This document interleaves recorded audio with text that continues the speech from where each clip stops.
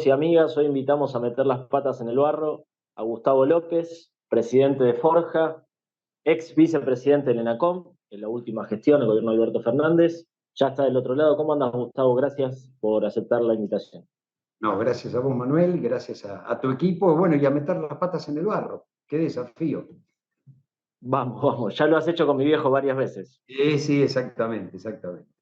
Sé que tenían un vínculo y bueno, nada. Gracias Sí, también por... el mejor de los conceptos, de los afectos, realmente. Bueno, lo primero que te quería preguntar es cómo estás viendo la política de medios de este gobierno. Es tu tema, obviamente. No sé qué Sí. pasa con la televisión pública. En general, ¿cómo estás viendo la política? Si es que tiene una política de medios o si en todo caso ves que hay improvisación. No, a ver, son las dos cosas al mismo tiempo. Tienen una política de medios que es la no intervención del Estado o la eliminación de la capacidad de intervención del Estado. Entonces la vivo con preocupación, porque si bien en el gobierno de Alberto debimos haber tenido una política de medios más fuerte, más consistente, obviamente no hubo ningún problema de censura, se avanzó un poco en algunas cuestiones, pero se podría haber avanzado más, por ejemplo, sancionando una ley o un decreto de pauta oficial para que haya un modelo genérico de reparto de la pauta. Digamos, nada de eso se hizo. ¿Por qué digo que lo veo con preocupación? Primero, la pauta es una herramienta que puede ayudar a sostener a los medios más pequeños. Si vos la manejás como se manejaba la pauta en la década del 60, solo dándole a los más grandes o priorizando la cantidad de entradas o la cantidad de oyentes o de televidentes, terminas consolidando el status quo. Y me parece que aquí hay que darle un golpe de timón en donde hay que reforzar todo lo que es las pymes, las cooperativas, los nuevos emprendimientos, los canales de streaming, digamos, tener una política donde la pauta sirva para ampliar la diversidad. ¿Qué hace el gobierno? Quita la pauta directamente. Después la maneja por otro lado, la maneja por las empresas públicas que le terminan dando a los más grandes o dentro de los más grandes a los que están más cerca del gobierno. Y después me preocupa algunas cuestiones. Bueno, me preocupa lo de Telam, me preocupa muchísimo lo de Telam, lo de la televisión pública. Digo, en lugar de discutir o mejorar los aspectos que había que mejorar, es prácticamente el cierre de todos los medios públicos porque están en una política de no producción. Hablo no solo de la TV pública, sino que hablo de Encuentro, de Paca Paca, de Deport TV. Digo, están hablando con la gente para que se desvincule para convertir eso en una cáscara vacía de coproducciones privadas.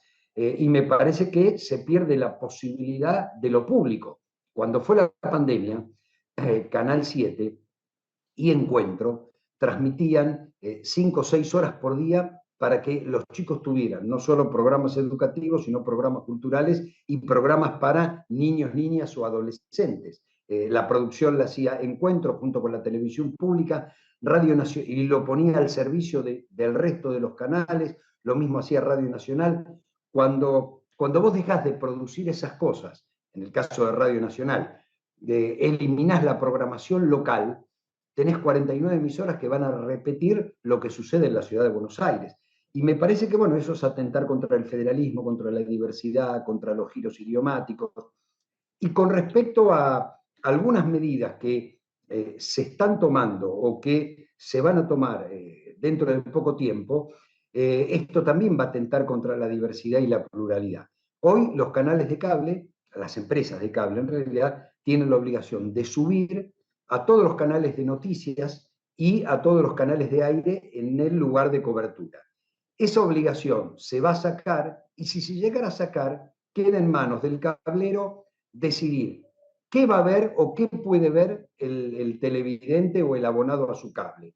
Si a mí no me gusta el Destape, no te lo pongo. Si a mí no me gusta América o La Nación Más, no te lo pongo. O C5N, no te lo pongo. Y si quiero, puedo no poner a los canales de aire de la localidad. Todo eso hoy es obligatorio y están estudiando quitarlo. Entonces, le sacás la posibilidad al Estado de intervenir democráticamente en la solución, en el derecho a la comunicación, porque es del ciudadano y del periodista, y me parece que en lugar de abrir el sistema de medios, lo estás achicando. Y bueno, y obviamente no se habla nada de las redes, ni de cobrar gravamen a las plataformas que hoy están utilizando el sistema de redes sin pagar nada, y obviamente generando un beneficio muy grande. Ni Netflix, ni Amazon, ni Disney pagan ningún impuesto en la Argentina. En Europa se lo cobran y esa plata va a la producción audiovisual. Digo, hay mucho para discutir, pero me parece que lo único que se está haciendo es achicar la oferta, y la oferta queda en manos de los dueños de las redes, básicamente. Gustavo, vos dijiste que había un montón de cosas para mejorar, hiciste mención a tu gestión o a la gestión del gobierno que integraste. ¿Cuáles eran esos aspectos que usted por lo menos tenía en la cabeza mejorar? Imagino si hubiese ganado Massa, por ejemplo. Bueno, a ver, yo propuse, por ejemplo, el tema de la pauta. El tema de la pauta. La pauta, hay fallos de la Corte Suprema, y está el caso Perfil o el caso Fontevecchia, donde vos no le podés quitar la pauta a alguien que se le estabas dando. Y eso me parece perfecto. Ahora, sí vos podés tener un criterio general de cómo distribuir la pauta. Por tipo de medio, de manera federal, entonces uno podría decir, mi propuesta era, bueno, el 50% de la pauta que se distribuya a pymes y cooperativas y de manera federal, es decir, abarcando los 24 distritos. Y el otro 50% sí por potencia de medio. Esto es, bueno, por la cantidad de televidentes, oyentes, likes, etcétera, etcétera. Hoy el criterio depende de cada gobierno y en general van a la concentración. Eso quedó pendiente, la verdad que fue una pena. También quedó pendiente modificar algunas cosas que había modificado Macri por DNU para asegurar mayor,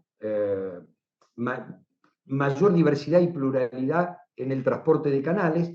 Y yo tenía la propuesta, que tenía que ser por ley, de, al estilo europeo, ir sobre las redes audiovisuales, es decir, todo aquello que es pago, desde YouTube pago hasta Amazon, etcétera, etcétera, etcétera, para que paguen un canon como lo paga la televisión abierta y como lo paga el cable para la producción audiovisual. Pero para eso te tiene que interesar que haya producción audiovisual nacional. Y ese canon se podía rebajar si había producciones nacionales en esas plataformas. Bueno, todo eso me parece que es un tema a discutir siempre y cuando el gobierno quiera que haya producción nacional de contenidos. Yo creo que el gobierno no quiere que haya producción nacional de contenidos, no le interesa, no lo entiende, cree que esto es una cuestión de mercado, y cuando vos mirás, salvo Estados Unidos y la India, que son mercados, Estados Unidos tiene el mercado mundial y la India tiene un mercado de 1.300 millones de habitantes, el resto es el resto, digo, Canadá, toda América Latina, Europa, tiene leyes de fomento. La verdad que no hubo lugar en el gobierno para poder discutir estos temas. Digo, o la pandemia te llevó puesto la sequía, o te llevó puesto, digo, no hubo un lugar donde poder discutir estos temas. Y Milei piensa exactamente lo contrario. Entonces me preocupa que desaparezca el cine nacional, me preocupa que desaparezca el federalismo en la comunicación, me preocupa que cierren Radio Nacional o Canal 7 o Encuentro, y me preocupa que no haya discusión sobre el tema. Si todo lo que estás relatando sucede, pensando en el futuro, sería muy difícil, me imagino, recuperar la producción de cine nacional, el establecimiento de medios públicos. O sea, me parece importante trabajarlo en este momento porque si el gobierno avanza con esta desregularización al máximo que plantea, quizás en el futuro sea bastante difícil volver para atrás. Yo creo que sí, que va a ser muy difícil porque, a ver, la producción audiovisual es muy dinámica. Lo que durante, qué sé yo, 50 años fue Hollywood, hoy son las plataformas. Eh, y si vos no tenés un conjunto de leyes que exijan a las plataformas, que vuelvo a repetir, eh, las plataformas no tienen sus propias redes, utilizan las redes existentes. Entonces, imagínate, vos tenés una empresa de cable, chica, mediana o grande, digo, puede ser una empresa de 2.000 abonados a una empresa de 4 millones de abonados. No podés no tener esas plataformas, es decir, el cliente te va a exigir, yo quiero, cuando te contrato internet, poder ver alguna de estas plataformas. Entonces vos se las tenés que poner al servicio, consumen una cantidad de datos enorme, le terminás trasladando el precio al televidente, porque, digo, o al usuario, digo, porque tiene que pagar el precio por el consumo de esos datos. La empresa se lleva todo, no paga ningún canon, el IVA lo paga el usuario y no deja nada en el país. ¿Qué hicieron los europeos? No, mira, el 5% de tu facturación va de impuesto a la producción audiovisual y podés compensar eso con producciones en las plataformas. Y además te ponemos, además de la cuota de pantalla, cuota de menú. Es decir, yo estoy en Alemania, prendo Amazon y lo primero que veo de oferta son las películas alemanas. Bueno, eso que lo hace el mundo, lo deberíamos hacer nosotros. Y estamos yendo en el camino contrario. Milei sacó un decreto que eliminó la cuota de pantalla del cine nacional.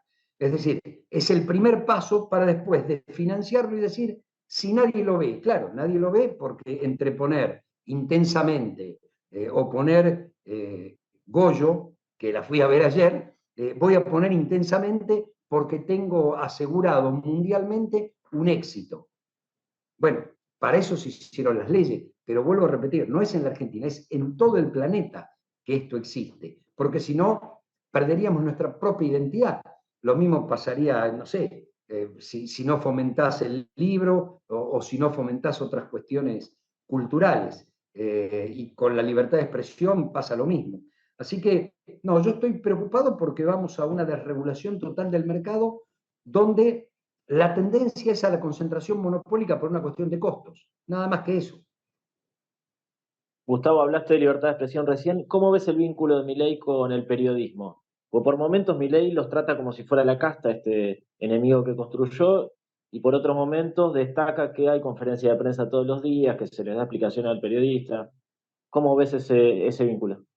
A ver, yo veo a Milei con un escaso vínculo con el sistema democrático en general, digamos, y yo creo que ese es Milei, es una persona bastante autoritaria, pero yo creo que hoy el problema no es Milei, el problema son los diputados o los senadores, que siendo opositores le delegaron 4 tipos de facultades durante un año a Javier Milei, digamos. Esto no hubiera pasado con ningún otro gobierno y me parece que es dañino para el sistema democrático. En ese esquema de no tener tanta empatía con el sistema democrático, pero no la tuvo nunca.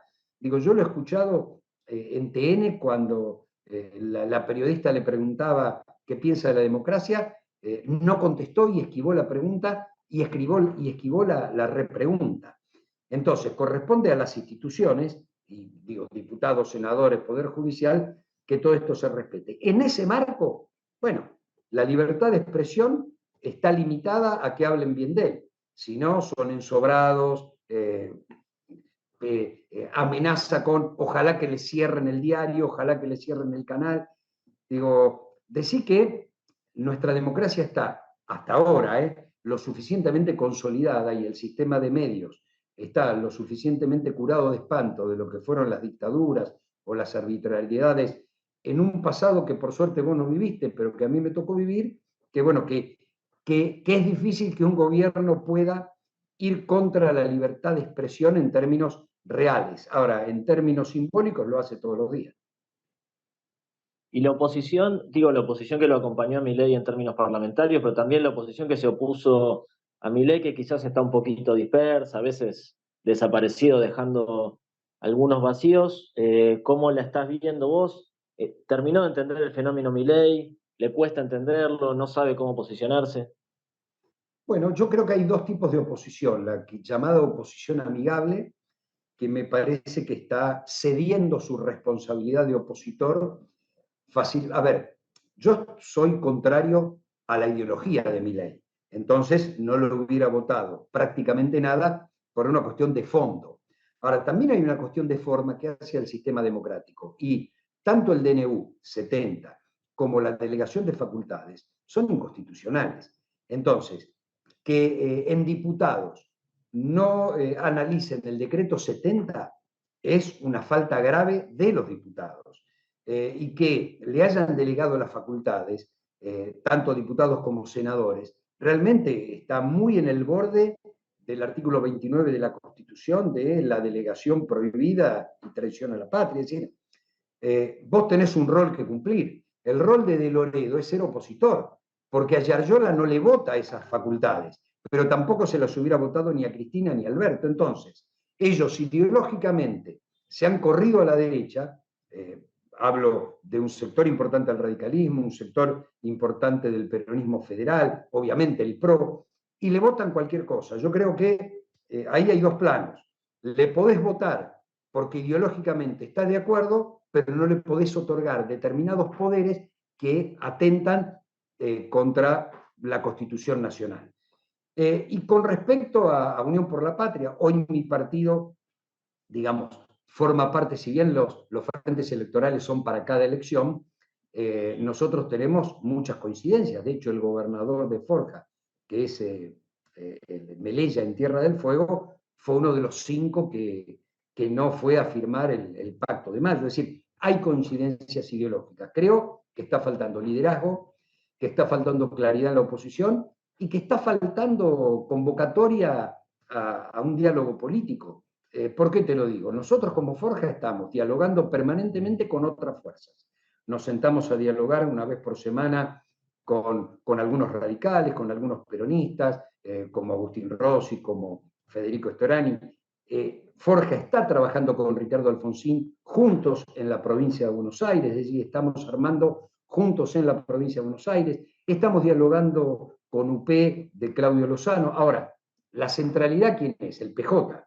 El PJ es el que debería llamar a un diálogo a los partidos políticos que formamos parte de este espacio y no está llamando a ese diálogo de una acción común, digo, de discutir política. Gustavo, pero perdón, ¿no hay demasiada reunión y poca acción en la Bueno, a ver, oposición a Milei? sí, pero, a ver, algunos dirían que acción hubo, porque hubo 3 movilizaciones de la CGT, estuvo la movilización, bueno, del 24 de marzo, que la hacemos siempre, estuvo la movilización por las universidades. Yo creo que lo que no hay es un plan coordinado o un diálogo permanente con otras fuerzas. Fíjate vos, en el Senado se rechazó por 42 votos el DNU. ¿Cómo no es posible continuar un diálogo con las mismas fuerzas políticas que rechazaron el DNU en el Senado en la Cámara de Diputados? Obviamente hay un problema que excede a Unión por la Patria y que es la propia oposición. Digo, De Loredo piensa exactamente lo contrario a lo que piensa Lustó. Lustó es el presidente de un partido al que ni los senadores ni los diputados de su partido le dan bola. Entonces es muy difícil articular acciones. Debería articularse, sí, con las fuerzas políticas que votaron. Pongo el ejemplo del DNU. Vos juntaste 42 votos del peronismo federal, diputados provinciales, el único radical Lustó. Bueno, no lo podés trasladar a la Cámara de Diputados y podrías trasladar algún tipo de diálogo. Entonces, es muy difícil, dentro del propio espacio no hay liderazgos, no emergen, y mientras no hay liderazgo debería haber diálogo, y tampoco hay nadie que convoque a esos diálogos. Y me parece que estamos fuera de tiempo, realmente estamos fuera de tiempo. Kicillof asoma la cabecita y le tiran con lo que tengan otros sectores para que no asome. Y después no dejan asomar a nadie, y no asoma este, no asoma el otro. La verdad que nosotros queremos convocar, nosotros tenemos diálogos, pero las fuerzas menores no movemos el amperímetro. Hablaste del gobernador de Tierra del Fuego, hablaste del gobernador de la provincia de Buenos Aires. ¿Son hoy los dos principales referentes para vos del espacio opositor a Javier Milei o hay otros emergentes también? No, también está Quintela La Rioja.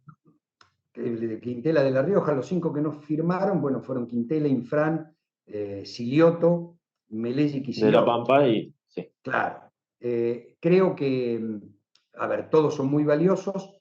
Creo que los que más se han mostrado en política nacional son Kicillof, Quintel y Melella.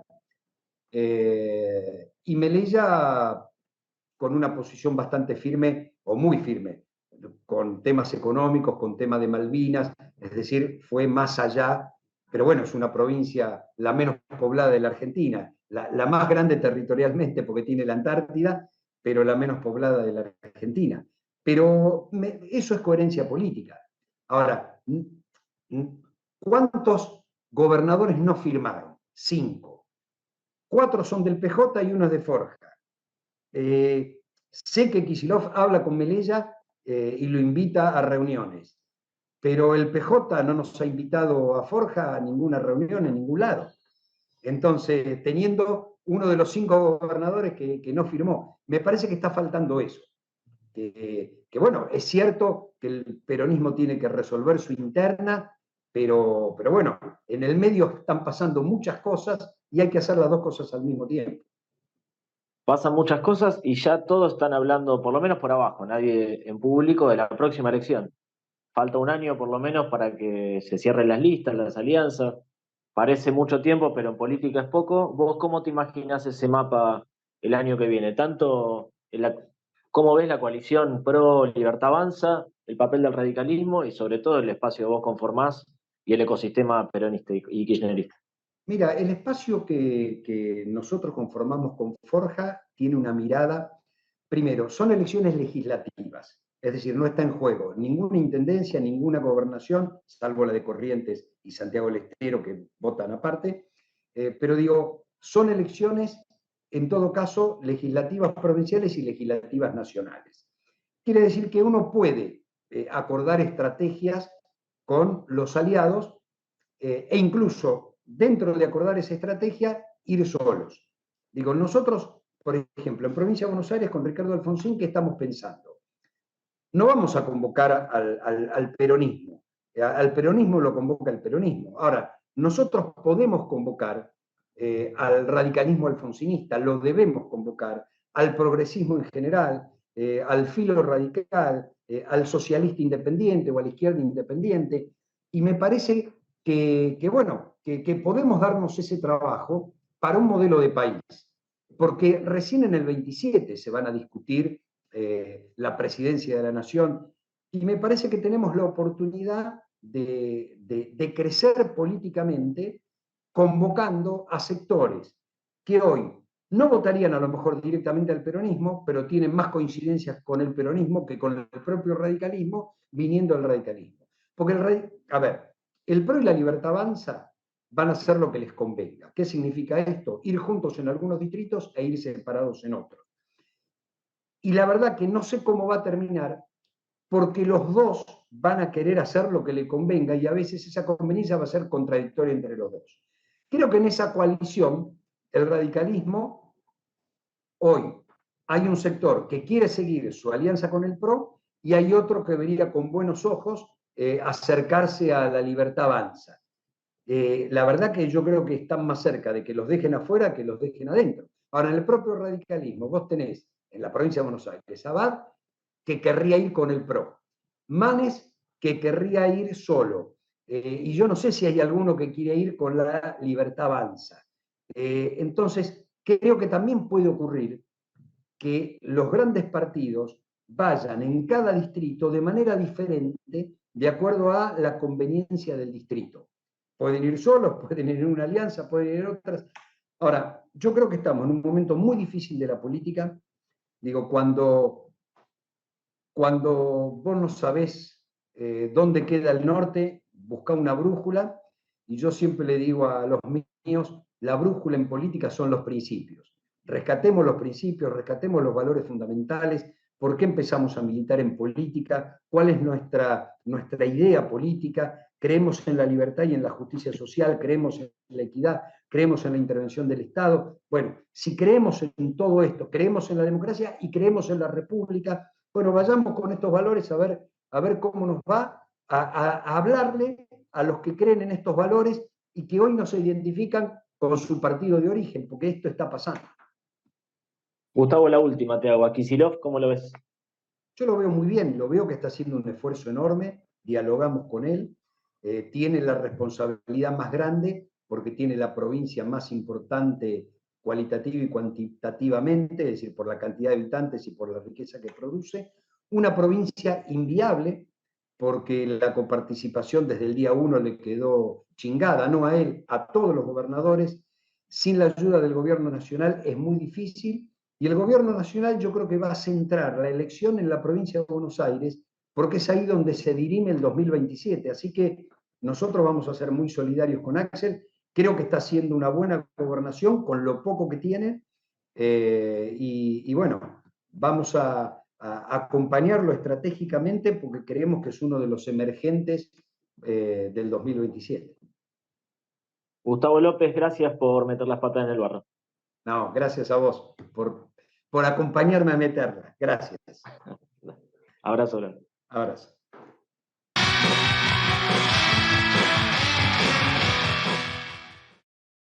Dona sangre. Se necesitan entre 300 y 400 donantes por día. No esperes que te lo pidan. Siempre se necesita. Conocé cómo donar en buenosaires.gov.ar/donasangre. Buenos Aires Ciudad. Vamos por más.